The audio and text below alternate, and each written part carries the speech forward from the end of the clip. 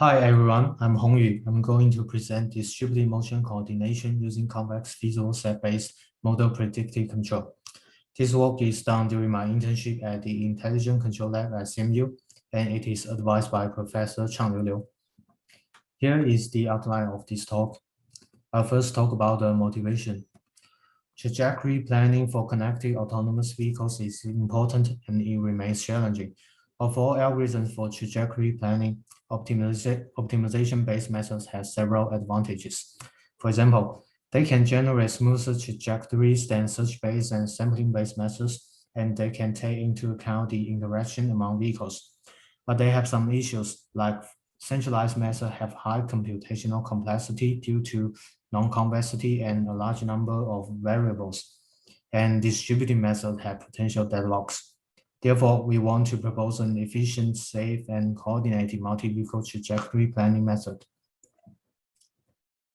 In this work, we propose convex feasible set CFS-based distributed MPC design. We use CFS to convexify the non-convex optimization problem to solve multi-vehicle trajectory planning problem efficiently. We propose a deadlock resolution by changing vehicles' design speed. Finally, we simulate typical driving scenarios to validate our method. Now I will introduce the CFS algorithm. CFS is an optimization algorithm for real-time motion planning. In this work, we use it to handle motion planning problems with convex objective function and non-convex inequality constraints.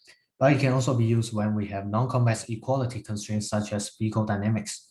The idea of CFS is to, at each iteration, obtain convex feasible sets within the non-convex inequality constraint so as to transform the original problem into a QP. Then CFS solves the convex subproblems iteratively until solutions converge. There are the pseudocode and a demo of how CFS works. You can see in the demo, we have the contour of objective function and some infeasible region. We start from the initial state here and converge step by step to the local optimum in the middle. At each iteration, the algorithm first finds a convex feasible set based on the current state or a given reference state. Then it finds the optimal solution within this set and use this optimal solution as the initial stage for the next iteration. This process iterates until we reach the local optimal solution. Here is another demo of how CFS works for path smoothing. The red trajectory is the reference trajectory. What we do is that we sample points along these reference trajectories and use those points to find the convex feasible sets. And then we stack the sets of safe control for all time steps and formulate a convex problem. And by solving these convex problems, we can obtain a suboptimal solution, which is the yellow line in a few seconds.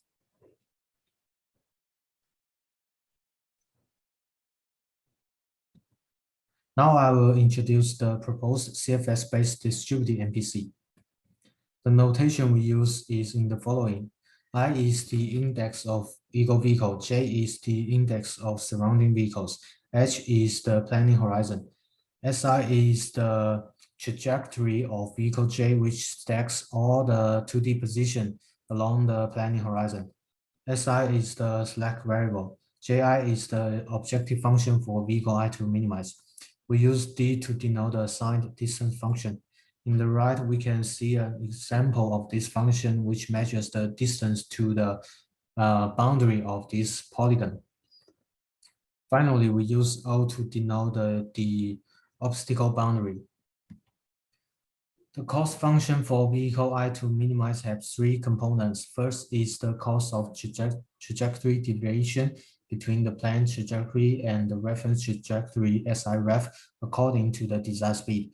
The reference trajectory SIREF, for example, can be chosen as the center line of the lane.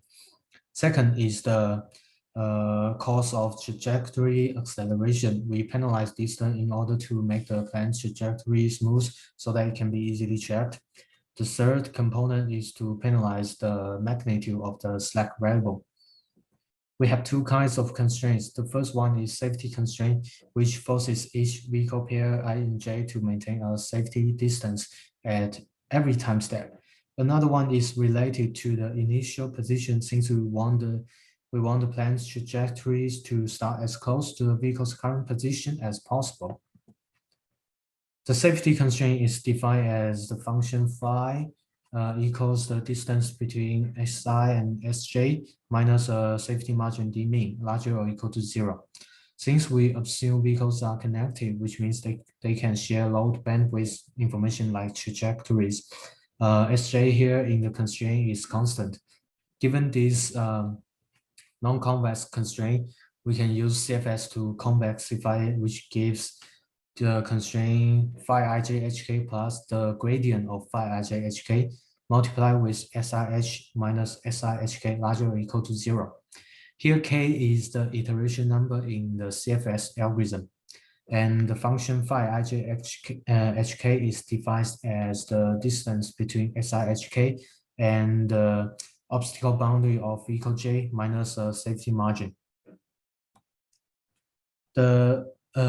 The constraint on initial position is defined as SI1 equals SIC plus SI, where XIC is the current position.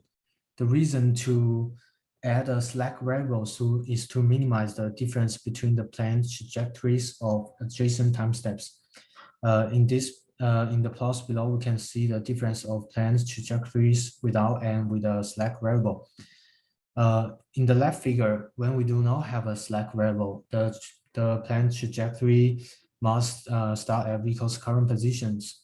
And since the red position is closer to the obstacle, the red trajectory changes a lot compared to the blue one. While adding a slack variable allows the trajectory not to start exactly at the current position. This minimizes the difference between the blue and red trajectories. For more information, please take a look at the ACC 2018 paper. Now we need to deal with potential deadlocks. Deadlocks are usually caused by symmetric situation. For example, here, vehicle 1 and 2 have the same position along the highway, which means they have the same S coordinate, and they have the same target lane, which is y equals 0 here. And if they have the same desired speed, this will give them the same reference trajectories. So if they want to merge into the same lane, the result is that they will move forward in parallel and maintain a constant distance to the target lane. The desired situation is that vehicle 1 and 2 have this different speed, so that vehicle 1 can merge to the target lane in front of the vehicle 2. So this example motivates that we can break deadlocks by changing desired speeds. The criteria to change that is to check if at the end the planned trajectory is parallel to the reference trajectory and their distance is larger than the threshold. We can also incorporate some rules here, like the front vehicle will change to a larger speed, or the vehicle merge from the left will change to a larger speed. Here are the overall algorithm and system architecture. The CFS DMT design for vehicle I is that we first initialize XI and SIREF, and at each replanning time, vehicle I first communicate with all surrounding vehicles, and then it checks potential deadlocks, and if necessary, it changes to another desired speed. Then it modifies the reference trajectory. Finally, it solves the optimization problem to obtain the suboptimal solution. We simulate unstructured environments and intersection in situations without checking controller. We also simulate some scenario in highway with checking control here. We can see four vehicles merge into the same lane and form a platoon. And in the right, we can see the blue vehicle overtakes all other three vehicles successfully.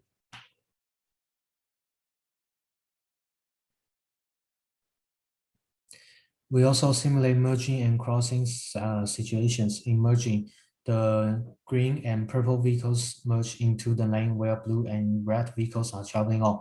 If we don't have the deadlock resolution, the result would be 4 vehicles just move forward in parallel instead of merging into the same lane. In crossing scenario, we initialize 2 vehicles with the same design speed and want them to switch lanes. So if we don't have the deadlock resolution, a similar situation will occur, which is 2 vehicles just move forward in parallel. And based on the deadlock resolution we proposed, the red vehicle speeds up and crosses first. We compare our method with the centralized NPC, and it shows that our method is more efficient. It costs lesser computation time. We also compare them in terms of optimality by calculating the total cost during the maneuvers of platoon formation.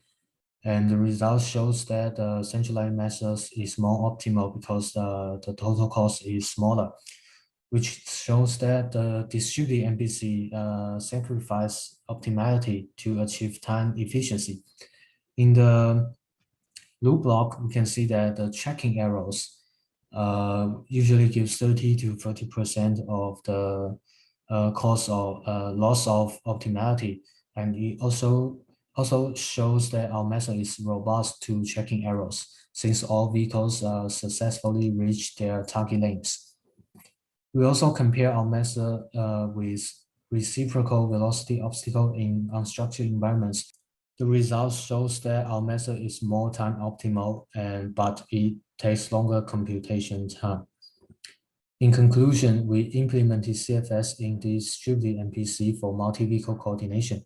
We propose a deadlock resolution by changing a vehicle's design speed. We simulate a typical driving scenario to show the efficiency and robustness. For the future work, we plan to conduct real-world experiment. We also plan to analyze theoretical stability and robustness. Thank you very much.